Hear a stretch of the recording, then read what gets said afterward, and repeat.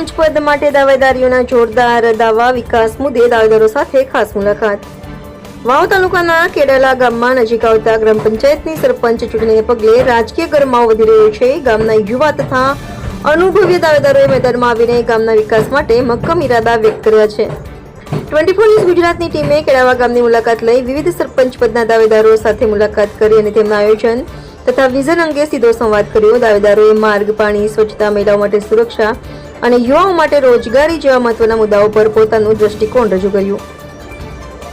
દાવેદારોએ જણાવ્યું કે ડેડાવા ગામે અત્યાર સુધી જે સમસ્યાઓ રહી છે તેને દૂર કરી ગામને આધુનિક વિકાસના માર્ગે દોરવામાં આવશે. કેટલાક દાવેદારોએ પોતાના વચનો માટે લિખિત જ્ઞાપન પણ જાહેર કર્યા છે.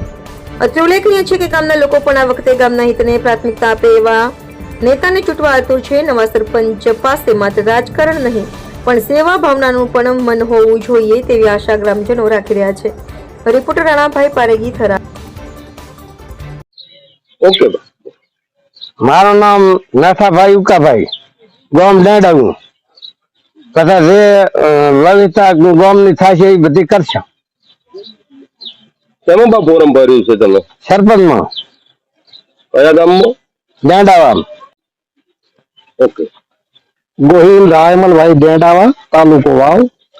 અમારા ગામમાં ગ્રામ પંચાયતની ચૂંટણી છે, જેમાં સરપંચના ઉમેદવાર તરીકે ગોહિલ મેઠાભાઈ ઉકાભાઈ, પંજા બાબુભાઈ પ્રેમાભાઈ, જેપુ જેવતાભાઈ હરસિંહભાઈ 3 ઉમેદવાર છે. હવે 3 ઉમેદવાર 80 સીટ ઉપર ઉભેલા છે. અને ગામની જેને બહુમતી મળશે, જેને વધારે વોટ મળશે એ સરપંચ થશે. બધો અમારો ભાઈચારો સારો છે અને મેઠો અમારે કાકો થાય છે કુટુંબમાં, અને એમને વધારે વોટ મળશે તો પોતે જ છે. અને જે કોઈ ગ્રામ પંચાયતના કામો બીજા છે એ બધા સુલેહથી કરશું.